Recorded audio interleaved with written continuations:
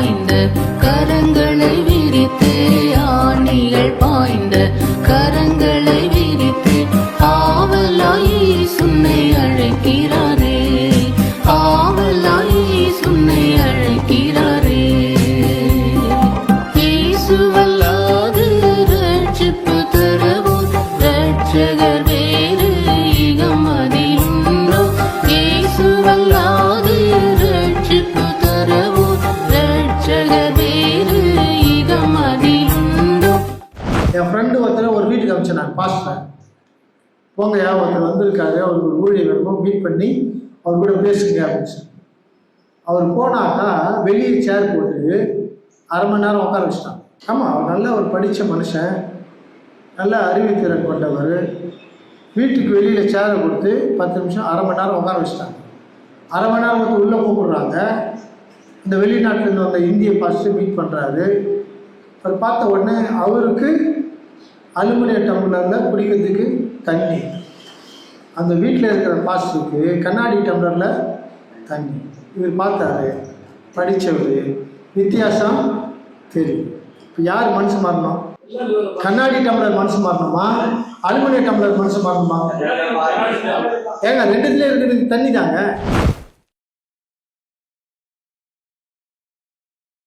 உயிர்களை வாழ வைக்கின்ற தண்ணீருங்க, ஜீவராசிகளுக்கு உயிர் கொடுக்கிற தண்ணீர், மரம் செடி கொடிகளுக்கு உயிர் கொடுக்கிற தண்ணீர், மனிதனுக்கு தாகத்தை தீர்க்கின்ற ஒரு தண்ணீர், மூஞ்சலைங்கிற அழுக்க கழுவுறதுக்கு ஒரு தண்ணி, திராட்சை ரசம் கலக்கிறதுக்கு கூட அந்த தண்ணி தான்.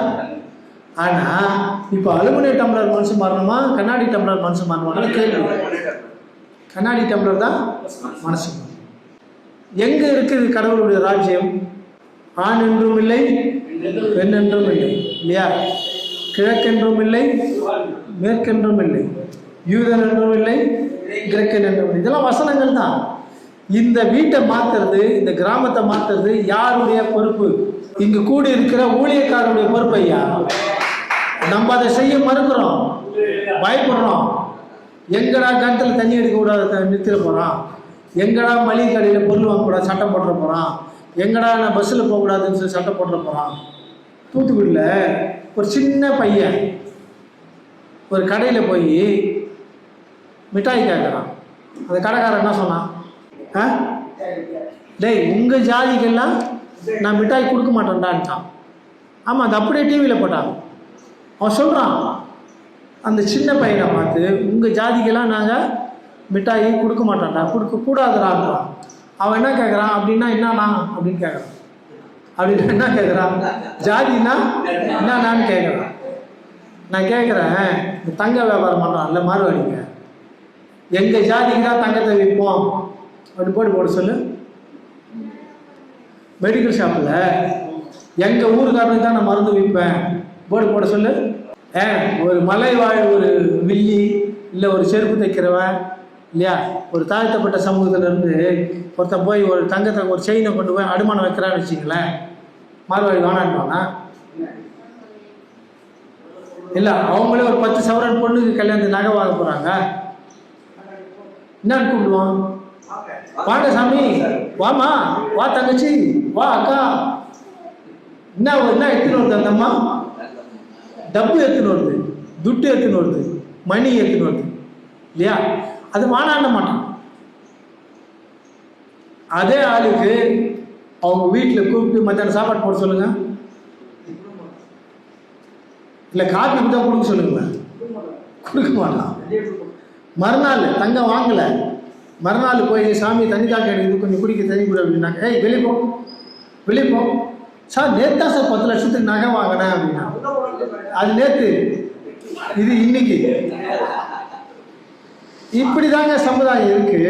இப்போ நாமெல்லாம் வந்து இயேசு நல்லவன் ஏன் கை தட்டி பாட்டு பாடணும்? இந்த மாதிரி குழப்படியாக ஒரு மாதிரி சாபத்தோடு கூட மனுஷனுக்கு மனுஷன் விரோதத்தை உண்டு பண்ணி கொண்டு இருக்கின்ற ஆவிகள் கொண்ட ஒரு பூமியில தான் வாழ்ந்து கொண்டு இருக்கிறோம். ஒரு மாதிரி இந்த காய்கறி கடையில் போட்டு மாட்ட சொல்லி பார்க்கலாம். எங்கள் ஜாதிகளுக்கு தான் நாங்கள் காய்கறி விற்போம் சொல்லுங்க. பட்டுக்கூட விற்கிறோம், எங்கள் ஜாதிக்கு தான் பட்டு புடவை விற்போம். போர்டு போடுங்க பார்க்கலாம். அதெல்லாம் போட மாட்டான் சார். அவனுக்கு தேவை புடவை விற்கணும், அவனுக்கு தேவை மருந்து விற்கணும், அவனுக்கு தேவை காய்கறி விற்கணும் இல்லையா? அவனுக்கு தேவை காசு. அவன் ஒரு வியாபாரி. பணம் கொடுத்தா பொருள் கொடுப்பான், அவ்வளோதான். அவங்க எல்லாம் அவ்வளோ காசு போடும். ஆனால் சில நேரங்களிலே அந்த பக்கம் மழைக்கு ஓரமாக நின்னா கூட என்ன பண்ணுவான்? ஏய் தூரம் போ தூரம் போ தூரத்துக்கு. இப்படி இயேசுவின் பெயராலே கிறிஸ்துவின் பெயரை வைத்துக் கொண்டிருக்கின்ற கிறிஸ்துவர்களும் இதை செய்கிறார்கள். இல்லைன்னு சொல்லுவீங்களா? பாஸ்டர் ஃபெலோஷிப்ல சில கிறிஸ்துவ சபைகளில் போகலாமா? சென்னையிலேருந்து ஒரு பாஸ்டர் போனார் ஒரு ஊருக்கு, இந்த சவுத் பக்கம். அவர் இங்கே வரும்போது சென்னையில் இருக்கிற பாஸ்டர் ஒரு 20 நாள் கூட்டம்லாம் கொடுத்து, அவர் வீட்டில் தங்கறதுக்கு இடம்லாம் கொடுத்து, சாப்பாடெலாம் கொடுத்து, போகும்போது நல்ல காணிக்கைலாம் கொடுத்து அமிச்சார். அவர் போகும்போது பாஸ்டர் நீங்கள் எங்கள் ஊருக்கு வந்தீங்கன்னா வாங்கினார். இவரும் அவர் பேச்சு நம்பி அந்த ஊருக்கு போயிட்டார். போனாருங்க. கூட்டு போய் ஒரு விசுவாசி வீட்டில் தங்க வச்சுட்டாங்க. அவர் சாப்பிட்டாரா, பட்டாரா, தூங்கினாரா, இது சண்டே வந்து ஆல்டரில் ஏற்றவே இல்லை. கீழே நிற்க வச்சு ஒரு பிரசங்கத்தை பிரசங்கத்தை கொடுக்கல, ஒரு ஜபம் பண்ண சொல்லிவிட்டு போயிட்டு வாங்க பாஸ்டர். அந்த பாஸ்டர் சென்னையில் வந்தோடனே புலம்புனார். நான் கர்த்தருடைய ஊழியம், கர்த்தருடைய ஊழியக்காரன் அப்படின்னு சொல்லி முட்டாள்தனமாக நான் என்ன பண்ணேன், அவரை தூக்கி எல்லா சலுகையும் எல்லாமே நான் உதவி பண்ணேன். அந்த ஆள் எனக்கு ஒரு வேளை சாப்பாடு கூட வாங்கி கொடுக்கல, ஒரு வேளை டீ வாங்கி கொடுக்கல, அவர் சபையில் ஒரு பிரசங்கம் கொடுக்கல, ஒரு சின்ன ஜபத்தை கொடுத்து அப்படியே ஜபம் முடித்தவொடனே கையோடு கூப்பிட்டு வந்து வெளியே விட்டாங்க. என்ன அசிங்கப்படத்தில் சார் அவர். அங்கே கொஞ்சம் சரக்கு இருக்குது, அந்த சரக்கு தான் நரகம். ஒருத்தர் உதவி செஞ்சவனுக்கு நீ மறுபடியும் நன்றி கடன் செஞ்சேனாக்கா நீ பரலோகத்தினுடைய பிள்ளை. நன்றி மறக்கிறவனுக்கு, துரோகம் பண்ணுறவனுக்கு, பிரித்து பார்க்கிறவனுக்கு பாதாளத்தின் வாசல் திறக்கப்பட்டு இருக்கிறது. எரிகந்தகத்தின் அக்கினி கடல் அவியாமல் எரிந்து கொண்டே இருக்கிறது. அதை நாம் ஜாக்கிரதையாக விழித்திருந்து நாம் இருக்கின்ற இடங்களிலே முதலாவது நம்முடைய குடும்பத்திற்குள்ளாக ஐக்கியப்பட வேண்டும். கணவன் மனைவிக்குள்ளாக, தாய் தகப்பன் பிள்ளைகளோடு கூட, சகோதரன் சகோதரியோடு கூட, சகோதரி சகோதரனோடு கூட ஐக்கியப்பட வேண்டும். அந்த குடும்பத்தினுடைய ஐக்கியம்தான் சபைக்குள்ளாக வரும்.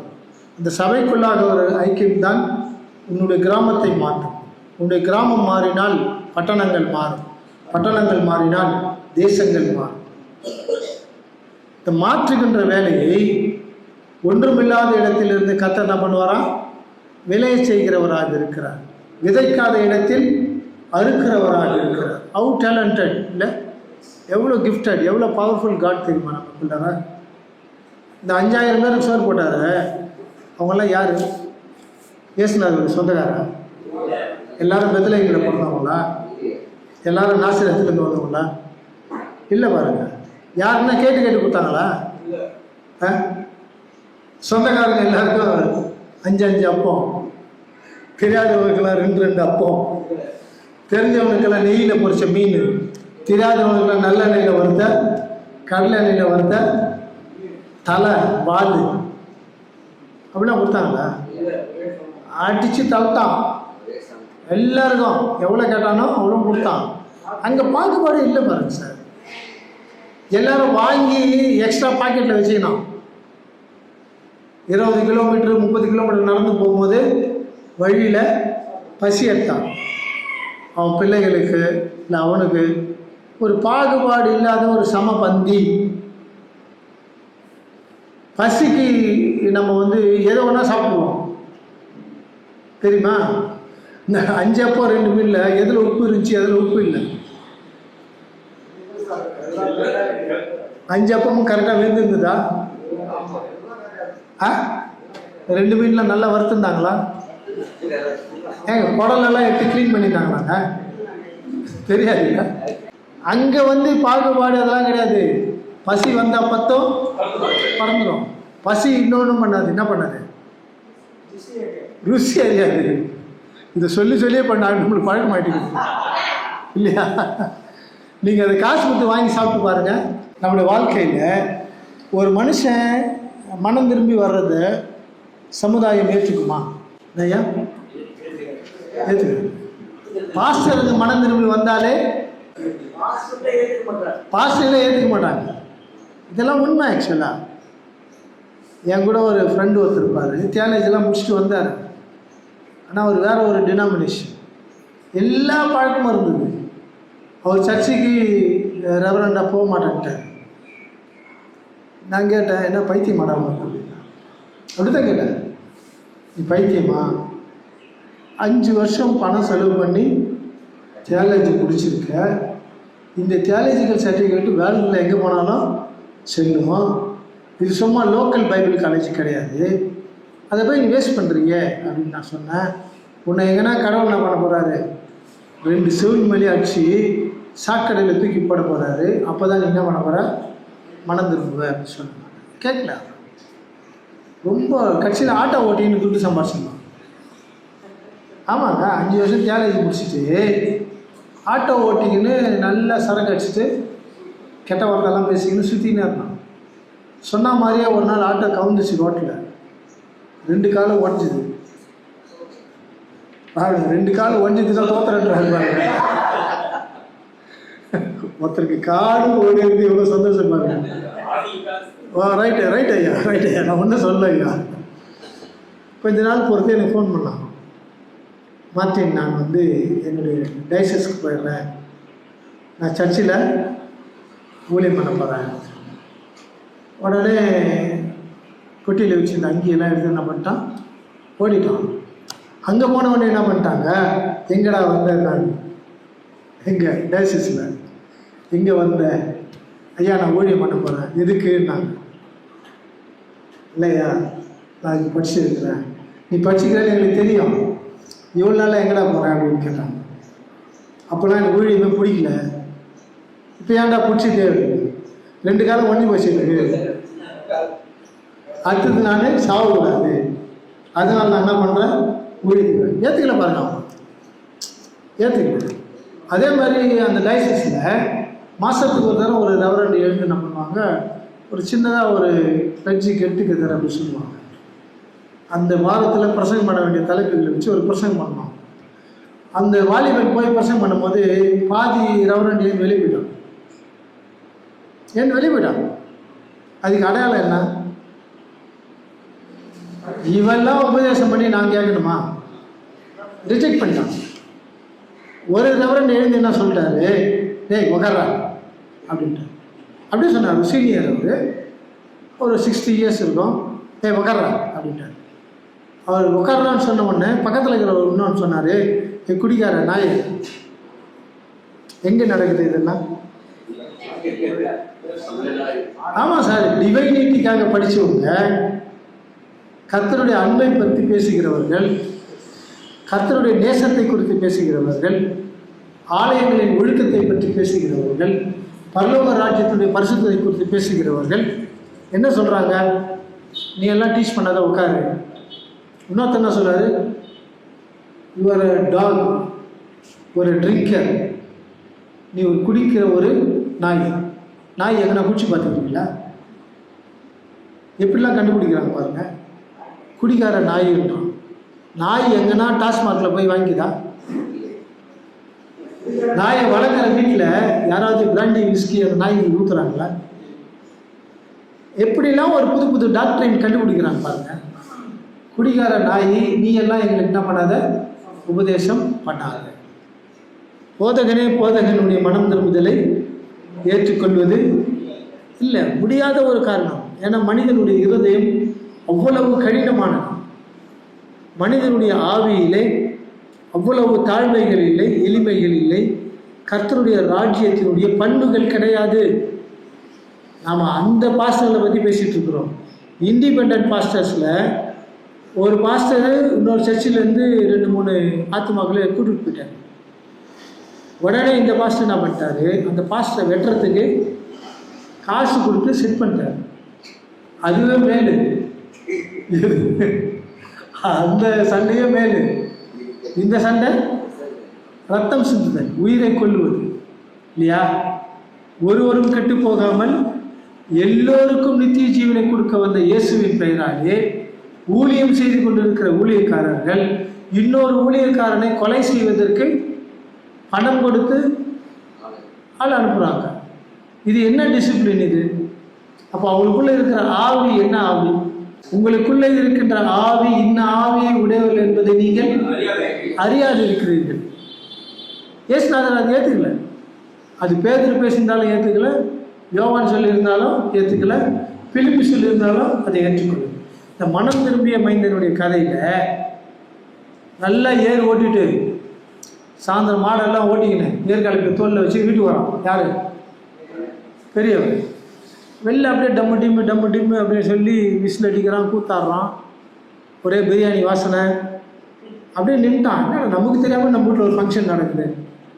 வேலைக்காரனை கூப்பிட்டு என்னன்னாங்க அப்படின்னு, தெரியாது அவனுக்கு அப்படின்னு. அதே நான் கையில் வந்துடுறேன்டா அப்படின்னு.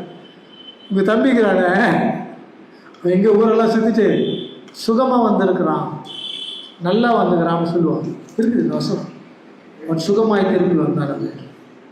சரி வரட்டும். அவன் உங்கள் அப்பா என்ன பண்ணிட்டாரு, கொழுத்தை கன்று எட்ரா சூப்பர் பிரியாணி பண்ணுறான்னு சொல்லிட்டாரு. ஏன்னா நான் வளர்த்த கொழுத்தை கன்று அவரு நான் வெட்டுன்றது. இது வரைக்கும் எனக்கு ஒரு நாள் கூட கொழுத்தை கன்று அவர் அடிச்சு பிரியாணி பண்ணதே கிடையாது. எனக்கு பிரிஞ்சி கூட போட்டது கிடையாது. சாம்பார் சோறு கூட நல்லா போட்டதில்லை. அவன் திட்டு பையன். அவன் சொல்கிறான், எங்கே போயிட்டு வந்தான் தெரியுமா? அவன் விபச்சாரிகள் கையில் போயிட்டு வந்தான். உன் ஆஸ்தியெல்லாம் அழிச்சிட்டு வந்துட்டான். அவனுக்கு போய் என்ன பண்ணுற? ஆமாம், பட்டை லவங்கம் போடாமல் ஏலக்காய் போடாமல் பிரியாணி பண்ணியிருந்தா பிரச்சனை இல்லை. இல்லை, நல்ல கமன்னு வாசனை வர பட்டை லவங்கம் கூட 4 பட்டை லவங்கம் போடுறாங்க, 10 ஏலக்காய் போடுறாங்க. சாமி ரொம்ப ஏலக்காய் போட்டால் கஷ்டம். கிராம்பு கொஞ்சம் போடுறாங்க, நல்ல கொழுத்தை கன்ற கொழுப்பெல்லாம் போடுறாங்க. தெருவில் ஃபுல்லாக வாசனை அடிக்கிட்டு வந்தான்ட்டு. யார்? அப்போ சிலருக்கு சந்தோஷம் வந்துட்டா அன்லிமிட்டெட் அடி பிச்சு எடுத்துருவாங்க. நான் உடனே கொஞ்ச நேரம் சொன்னேன், நீ வந்து சாப்பாடு மட்டும் போட்டாரு அப்படின்னு. இருக்கிறதுலே நம்பர் 1 காஸ்ட்லி ட்ரெஸ்ஸு போடுறாங்க. என்னடா நான் கோமணம் கட்டிக்கிட்டு ஏர் ஓட்டிக்கிறேன், டவல் கட்டிக்கிட்டு ஏர் ஓட்டிக்கிறேன், அவனுக்கு காஸ்ட்லி ட்ரெஸ்ஸுன்றாரு. எங்கள் அப்பா நல்ல அப்பா இல்லை, கோவம் வச்சு அவனுக்கு. அப்படி நீ வேறு அது மட்டுமா விலை உயர்ந்த மோதிரத்தை போட சொல்லிட்டாரு. டேய், நான் தாண்டா அதிகாரம், நான் தாண்டா மூத்த பிள்ளை, நான் தான் எல்லா சொத்துக்கும் அதிகாரம் உடையவன். அவனுக்கு ஏன்டா மோதிரம்? அது உங்கள் அப்பா போட சொன்னவங்க அப்பா வைக்கலன்னு போட்டாங்களாடா. போட்டாங்க. அது மட்டும் இல்லை, காலுக்கு காஸ்ட்லி சாண்டல், ஒரிஜினல் லெதர். ஏன்டா? நான் ராஜாக்களுடைய அதிகாரம். ராஜாக்கள் விலை உயர்ந்த ட்ரெஸ்ஸை போடுவாங்க, அதிகாரத்துக்கு மோதிரத்தை போடுவாங்க, கம்பீரமாக நடக்கிறதுக்கு நல்ல பாதரட்சைகளை போடுவாங்க. இதெல்லாம் உங்கள் அப்பா அவனுக்கு கொடுத்துட்டாரு. அவன் என்ன பண்ணான்? ராஸ்கல். அவன் நல்ல டேடி இல்லை, ஸ்டூபிட். வந்துச்சு கோவம் அவனுக்கு. நேராக அப்பா கையில் போய் நான் பண்ணிட்டான். காணாமல் போன தம்பியை போய் அவன் கட்டி பிடிக்கணுமா? சிரிக்கணுமா? அவனோட கூட பேசணுமா? அப்பா கூட போய் சண்டை போடணுமா? இப்போ அவனுக்கு யார் முக்கியம்? சொத்து தாங்க முக்கியம். அவனுக்கு சொத்து தான் முக்கியம். இந்த சொத்தெல்லாம் கொடுத்தாரு பார்த்தியா? அவருக்கு இருக்குடா இன்னைக்கு. அப்படி போனான், நைனான்னா என்ன மகனே அப்படின்னாரு. நான் இவ்வளோ நாளாக போனேன். மே மாதம் வெயில், மழை காலம், டிசம்பர் மாதம் குளிர், மழை வெள்ளம், புயல், பூகம்பம். சில நேரத்தில் சாப்பாடு தந்து கையில் கொடுப்பாங்க, கொடுக்க மாட்டாங்க. எல்லா காலத்திலும் நான் மூட கூட என்ன பண்ணியிருக்கிறேன், வச்சுட்டு இருக்கிறேன். எனக்கு நீ அவன் போய் சண்டை போடுற மாதிரி. எதுக்கு சண்டை போடுறான் சொல்லுங்க பார்க்கலாம். எல்லா பாஸ்டங்களும் நல்ல பைபிள் படிச்சு. இல்லை, எனக்கு நீ ஒரு ஆட்டுக்குட்டி கூட கொடுத்தது இல்லைன்னுமா. அவன் எதுக்கு போய் சண்டை போடுறான் பாருங்க. வளர்ந்த ஆடு சென ஆடுன்னா பரவாயில்ல, ஆட்டுக்குட்டி சண்டை போடுறான். அது எப்போ வளர்ந்து அது எப்போ செனையாகி எப்போ குட்டி போடுறது. இந்த லீஸ்ட் திங்கிங். ஒன்றுத்துக்கும் பிரயோஜனம் இல்லாத என்றைக்கோ வரப்போகின்ற ஆசீர்வாதத்துக்கு என்ன பண்ணுவான், இன்றைக்கி என்ன பண்ணுவான், உருப்படாத ஒரு விஷயத்துக்கு போய் சண்டை போடுவான். ஆக்சுவலாக இவன் ஒரு நல்ல சகோதரனாக இருந்தால், எங்கே என் தம்பி, அவனை நான் பார்க்கணும், அழகாக இருக்கிறானா, நல்ல திடகாத்திரமாக இருக்கிறானா, நோய் இல்லாமல் இருக்கிறானா, என்னை நேசிக்கிறானா, என்னை பார்த்தா அவன் அடையாளம் கண்டுபிடிப்பானா, என் தம்பியை நான் அடையாளம் கண்டுபிடிக்கணும்னு சொல்லி இந்த பண்புகளோடு கூட அவன் வந்து தம்பியோடு கூட என்ன பண்ணியிருக்கணும், பேசியிருக்கணும். என்னடா இப்படிலாம் இருக்கிற, நல்லா இருக்கிறியா, உடம்புலாம் நல்லா இருக்குதா, பரவாயில்லடா, போன நீ திரும்பி பண்ணிட்டேன், நான் உன்னை நேசிக்கிறேன்டா, டெய்லி உனக்காக நான் முழங்கால் படிக்கிட்டு ஜெபம் பண்ணேன்டா, வெள்ளிக்கிழமானா நான் உபவாசம் இருந்து ஜெபம் பண்ணேன்டா, அப்பா கூட டெய்லி ரோட்டில் போய் நின்று காத்து கண்டாடுறா, நீ எப்போ வருவாய் வந்துட்டாடா, ரொம்ப சந்தோஷம். அவனை கூத்தாடி இருக்கணும், அங்கே யார் அண்ணனும் விசில் அடிச்சிருக்கணும். அவன் என்ன பண்ண, சாப்பாடு அள்ளி தம்பிக்கு ஊட்டி இருக்கணும் சார். இதுதான் சார் நல்ல குடும்பத்தினுடைய பண்புகள், நல்ல சகோதரத்துவம் இதுதான். ஆனால் இங்கே இயேசு சொன்ன கதையிலே சகோதரனுக்கு விரோதமான சகோதரன் ஒரே குடும்பத்திலே இருக்கிறான். உன் வீட்டாரே உனக்கு சத்துரு என்பதை இயேசுநாதர் காணாமல் போன மைந்தனுடைய வாழ்க்கையையும் அவனுடைய செயல்பாடுகளையும் அவனோடு கூட வாழ்ந்து பிறந்த ஒரே இரத்தமான சகோதரனுடைய வித்தியாசங்களை பிரித்து காட்டுகின்ற ஒரு இயேசுநாதர். போதகர்களாக இருக்கின்ற நாம் நம்முடைய குடும்பத்திலே நம்முடைய சகோதரி அல்லது சகோதரன் ஊழியக்காரராக வந்தால் நாம் அதை ஏற்றுக்கொள்கிறோமா? நம்மோடு கூட படித்த ஒரு வாலிபன் அல்லது வாலிப பெண் தீர்க்க தரிசனம் சொன்னால் அதை நாம் மனரம்யமாக ஏற்றுக்கொள்வோமா? இயேசுநாதர் சொன்ன தகப்பன் எதையும் மன்னிக்கின்ற ஒரு குணம் கர்த்தரிடத்திலே இருக்கிறது. அவர்தான் உண்மையான தெய்வம், அவர்தான் உண்மையான அன்பு கொண்ட ஒரு தெய்வம். அவர்களுடைய பிள்ளைகளாக இருக்கின்ற போதகர்களாகி நாம் அந்த தகப்பனை போல எல்லா மனிதனுடைய பாவங்களை மன்னித்து நாம் அவர்களை ஏற்றுக்கொண்டு அந்த தகப்பனுடைய சந்தோஷத்தை போல நம்முடைய உள்ளத்திலேயும் சந்தோஷங்கள் வளர வேண்டும். ஐக்கியம் என்பது ஒருவருக்கு ஒருவர் சண்டை போட்டுக் கொள்வது அல்ல. அவங்க பிரசங்கெல்லாம் தப்பு, அவங்க பாடுற ராகெல்லாம் தப்பு, அவங்க கை தட்டுற ராகெல்லாம் தப்பு இல்லையா? ஏன் சர்ச்சை தான் பரலோக ராஜ்யத்திற்கு பட்டா பண்ணி வச்சுக்குது. என் கையில ஞானஸ்தானம் எடுத்தால் தான் உன்னுடைய பாவங்கள் எல்லாம் கழுவப்படும். என் கையில நீ திருவிந்து எத்தினாதான் இயேசுவோடு கூட நீ பரலோகம் போவேன். என்னுடைய சபைக்கு தான் அந்த அக்ரிமெண்ட்டை நான் பண்ணி வச்சுருக்கேன், அந்த சர்ச்சைக்கு போகாதீங்க என்று குறை சொல்லுகின்ற குற்றப்படுத்துகின்ற ஆவிகள் நமக்குள்ளாக இருக்கிறதா?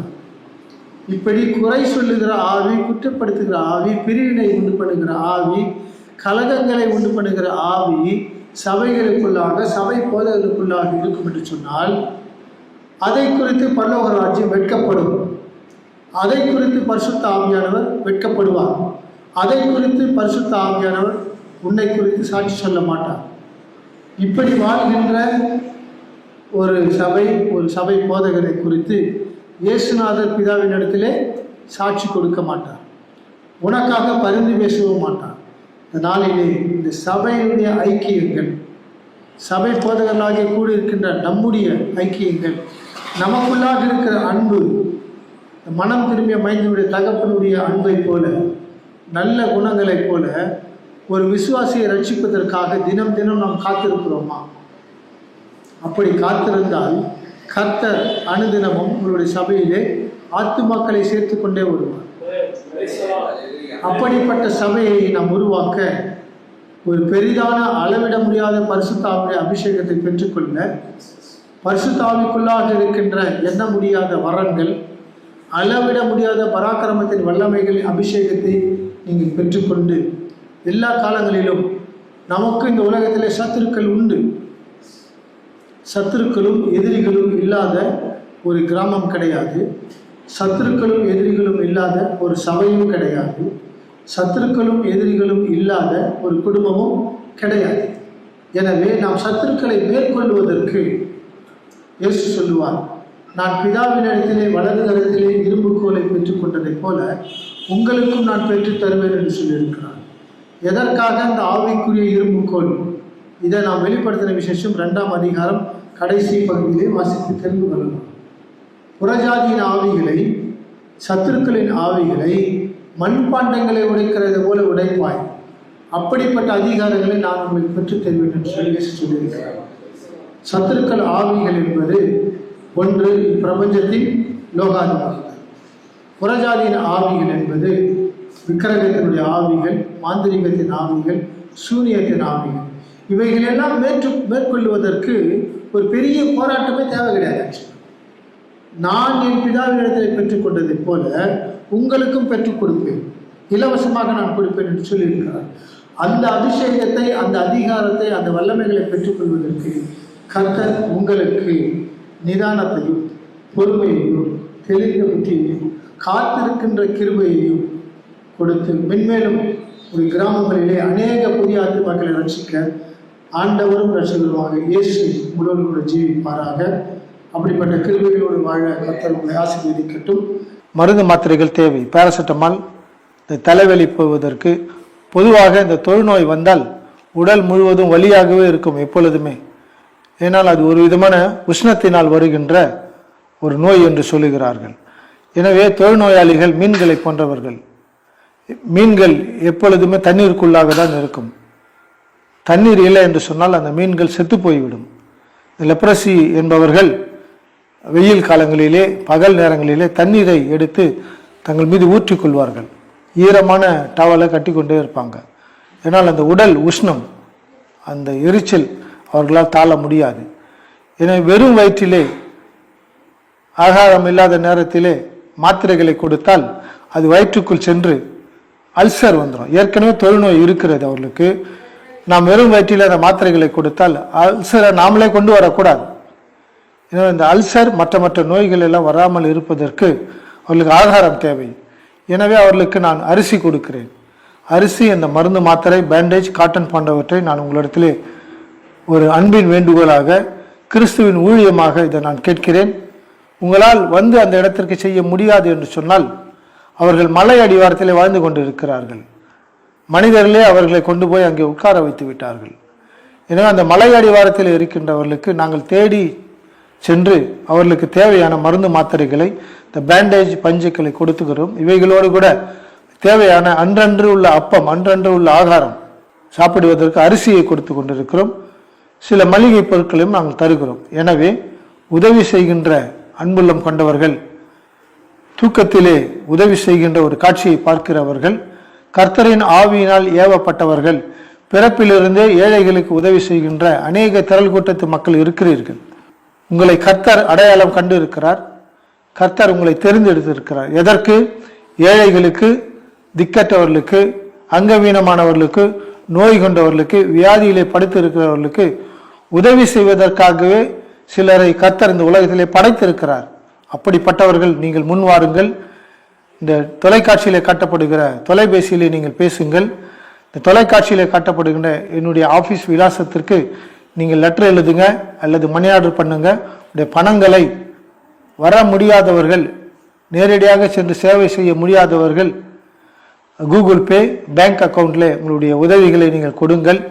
அந்த பணத்தின் மூலமாக நாங்கள் அரிசிகளை வாங்கி, மருந்து மாத்திரைகளை வாங்கி, இப்படிப்பட்ட தொழுநோயாளிகளுக்கு நாங்கள் மாதந்தோறும் கொடுப்பதற்காக ஜெபித்து கொண்டு இருக்கிறோம்.